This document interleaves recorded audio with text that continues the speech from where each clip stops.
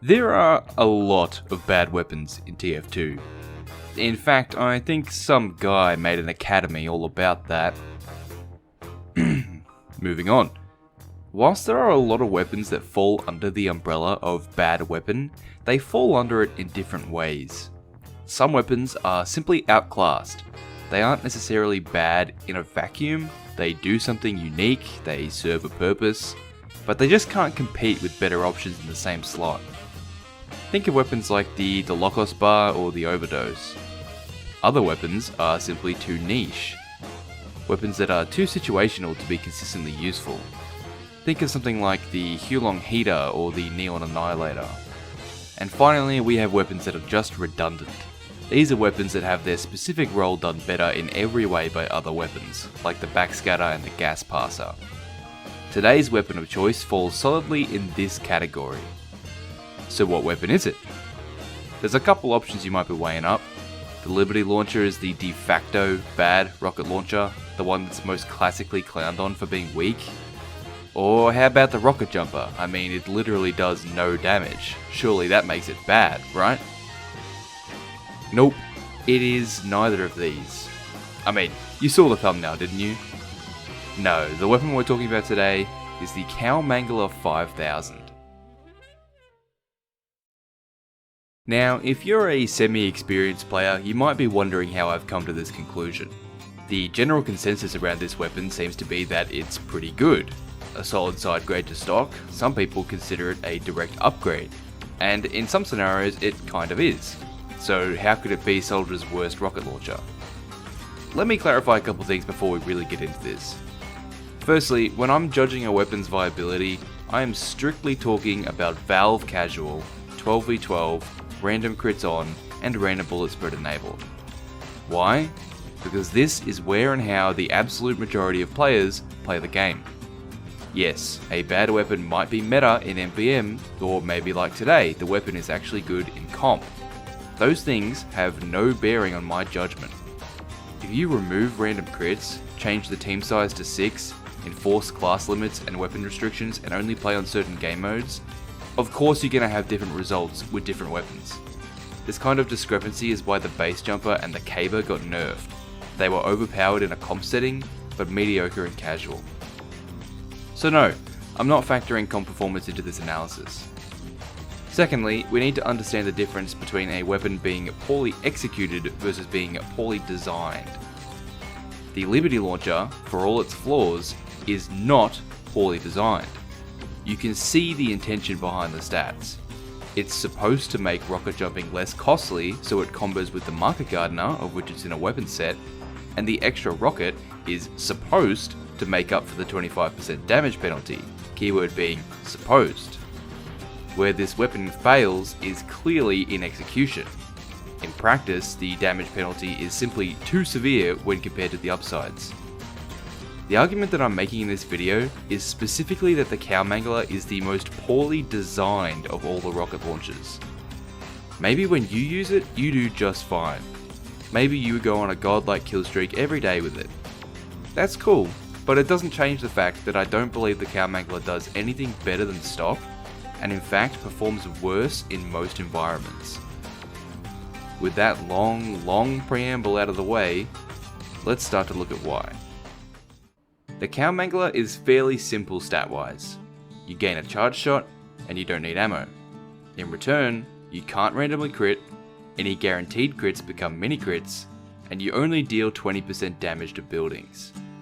So, just use it when there's no engineers on the other team and everything will be hunky-dory, right? Wrong. This is far too simplistic of a view to take. First of all, it can't be understated just how devastating the building damage penalty really is. 20% is peanuts. The base damage of 90 that the rocket launcher has becomes 18 against buildings. It'll take you 6 whole rockets to destroy a single mini sentry. It is seriously painful being shut down so hard by engineers with a class that otherwise doesn't struggle much against them. The other laser weapons have this downside too, but the difference is that the rocket launcher is literally designed to destroy buildings. You really shouldn't be trying to destroy sentries with a shotgun or flare gun, but the rocket launcher was built for this. I can't say enough how much this cripples you against engineers. I would honestly say that Scout has an easier time dealing with sentries. At least the pistol can do respectable pepper damage from long range. As a soldier, you're forced to run a shotgun if you want to do anything to buildings. Not that this is a particularly good idea, mind you. Like I said, the shotgun isn't exactly made for the role, but the alternative is that you are simply zoned out by sentries and have to wait for your team to deal with them before you can do anything. But Banana, what about the charge shot? Shh, I'll get to that, alright? Okay, but what if there are no engineers? Then congrats, you can actually play the game. But I want you to think for a moment, how often does that actually happen? How often do you play through whole games where not a single person is playing engineer? I'd wager it's pretty rare and probably very game mode dependent. Even when there aren't any engineers, all it takes is one person switching classes, and you may as well walk back to spawn and change weapons. Speaking of, if your medic is running the Kritzkrieg and you don't switch off the Cowmangler, you're throwing. It's a bit rarer of a scenario than the enemy team having a single engineer, but it does happen, and when it does, you'll be turning a powerful, potentially game-winning crits push into a glorified buff banner. And finally, we come to the no random crits. The meme downside that everyone clowns on as being irrelevant 9 times out of 10. And you know what? In most cases they're right. Am I actually going to unironically argue that no random crits is a serious and relevant downside here? Absolutely I am. The rocket launcher is known for its crits. The term Crockett has almost become synonymous with the mechanic as a whole. Soldier already deals a high amount of damage in general, which gives him more random crits than many of the other classes, and the splash damage of the rocket launcher means that a single crit can wipe out a whole squad of enemies. In casual, the Crockett is to be feared, and not having access to them at all is a legitimate downside. Okay, we get it. You think the downsides are pretty bad. But the charge shot, it's so strong. You can one-shot light classes. And the infinite ammo. You can jump and spam forever and never run out. Sure, but ammo management has never really been a thing in TF2. There are very few weapons that will ever seriously run the risk of running out of ammo during normal play, unless you're endlessly spamming down a choke point. To the Cowmangler's credit, the rocket launcher actually is one of those few weapons. It's good for spamming, and with only 20 rockets in reserve, you could, feasibly, maybe run out of ammo sometimes. But here's the thing, ammo is everywhere in TF2. Ammo pickups are abundant. Every player drops a medium ammo pack on death. And keep in mind, the rocket launcher is also a fantastic mobility tool. If you're running out of ammo and there's no enemy players nearby to kill, just rocket jump away to the nearest ammo pack, which on most maps should be pretty close, and then you can get back to whatever you were doing. It's honestly such a nothing upside. If you're not mindlessly spamming a choke, you're almost never going to run out of rockets. So finally, we come to the elephant in the room. The charge shot. The one thing that the Cowmangler truly has over stock. I'm gonna be honest here, I think it sucks. Firstly, it's extremely loud when charging. If there's a soldier anywhere near you that is charging a charge shot, you'll know. This is made worse by the fact that your movement speed is cut from 80% down to 27%, and once you start charging, there's no way to cancel it. You can't switch weapons, you can't back out. You're a sitting duck for 2 seconds, and the entire server can hear it. Even after you shoot, you've just used all 4 rockets, so you're defenseless for the next few seconds unless you equip a shotgun. And what do you get for all this? A single mini crit rocket that lights people on fire for 6 seconds. That's it. No larger blast radius, no faster speed, just a single mini crit rocket that sets people on fire. And destroys sticky bombs, I guess. even though this interaction will almost never happen. Oh, wait! How could I forget? The charge shot disables sentry guns for 4 whole seconds. You know what the rocket launcher does? It destroys sentry guns. I seriously don't get why people think this is an upside. If the Righteous Bison or the Thompson had a charge shot that could disable sentries, that would be worth talking about. But why disable a sentry when you could just get rid of it? The only scenario I can imagine this being useful in would be if you coordinated with your team to push against the sentry without Uber after you've disabled it. But even in that case, I imagine that the sentry simply taking combined fire from you and your teammates would be more optimal. The best thing I can say about this stat is that you can maybe use the 4 seconds to get close and do some damage with a shotgun or potentially even a melee weapon. And you could also use it to disable a sentry that is currently being wrangled. But that's about it.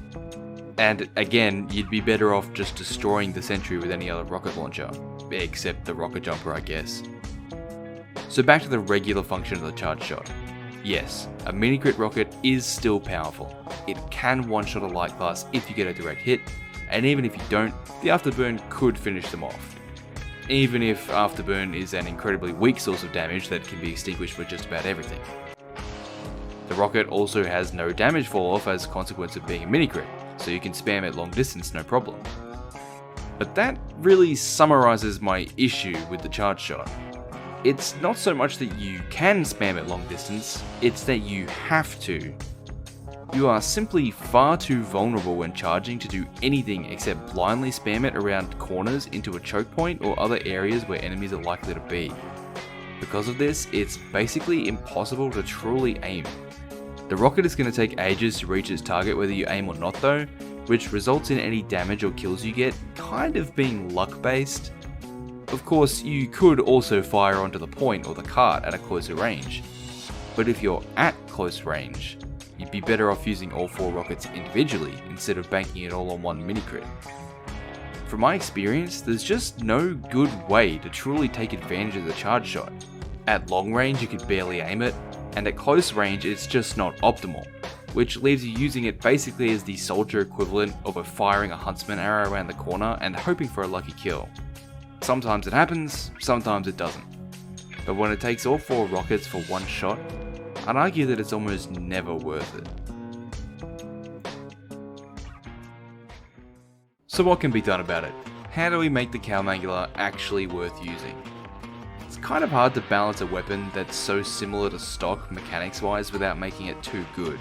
So we basically have to go all in on the one aspect that actually differentiates it from stock, which is the charge shot.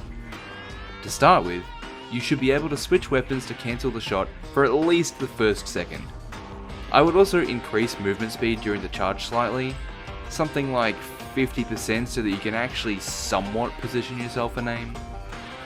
Regarding the shot itself, make the rocket faster and make the splash radius larger. I think a roughly 40% speed buff like the Liberty Launcher is appropriate enough. As for how large the radius should be, it's hard to say without being able to playtest the changes, but I'd start at something like 50% larger. As it stands, it happens too frequently that some piece of geometry blocks the shot and you end up wasting all your damage. The extra effect needs a buff as well. For starters, the charge shot should disable all buildings that end up in the radius. Dispensers stop dispensing, teleporters stop teleporting. Still not as good as outright destroying them, but it's something. To add on to this, I think it would be interesting if the Cowmangler had a disabling effect on more things in the game. Anything electronic could theoretically be affected. Spy's Cloak, Sniper's Charge, Medic's Uber, Demo's Sticky Bomb Charge, Pyro's Airblast, enemy Cowmangler charge shots, and Scout's hype/boost meters to name some major things that could be disabled. I would also increase the time that things stay disabled slightly. 6 seconds instead of 4 sounds fair, but again, some playtesting might be needed. And that about does it, I think.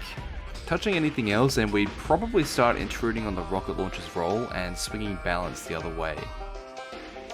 So usually towards the end of these videos, I like to give my thoughts on how to use the weapon in its current state. But the thing is, The Cow Mangler is just worse stock. Anything you could do with stock, the Mangler does with some slight caveats. The gunboats work fine, as do any of the shotguns, though the shotguns are more important for potentially dealing with buildings. You could maybe charge the banners faster with a charge shot, but from experience I can't really tell if it wouldn't be more effective to just use each rocket individually. The battalion's backup also becomes kind of redundant with the Mangler, since regardless of whether it's active, you can't take on sentries. I had the idea that maybe the base jumper could combo well.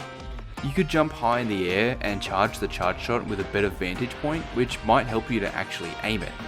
But in practice, it just takes too long to reload the first shot and then charge up. You'll lose most of your height in the process, and you're just as vulnerable as normal in the meantime. I really meant what I said earlier. I don't think there's any way to effectively use the charge shot right now outside of spamming it around corners. So that's the end of the video. If you disagree with my conclusion today, if you have some ideas of how to utilize the charge shot, or if you would rework the Mangler in some other way, please let me know in the comments below. I enjoy reading you guys' suggestions, and some of you know things about the weapons I've covered so far that I didn't even realize, so I definitely value your input. I also want to say quickly that I'm very sorry for not uploading in 5 weeks. I think it's been.